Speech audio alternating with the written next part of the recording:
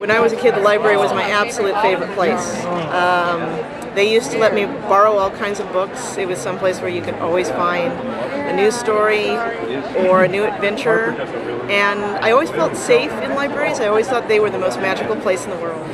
Oh, my father was an English teacher, and so he started me at, oh gosh, I don't remember a time when I didn't read or was read to. So a library was more like a place to foster an expansion of reading and learning to read harder books because, my father tended to read easy books. And then as I got older, the library allowed me to read harder and harder books and things that I was interested in instead of just what my dad wanted me to read. I've always used a school library. I still use libraries, public libraries, school libraries.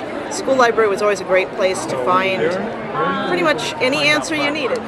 Well, I mostly use them as primary source resources for research. I also borrow fiction books just to read because I want to keep on reading. I love to read. And I love nonfiction. And library is a great place to find something on a nonfiction topic that's well written and well researched and isn't necessarily the same old canned stuff off the web.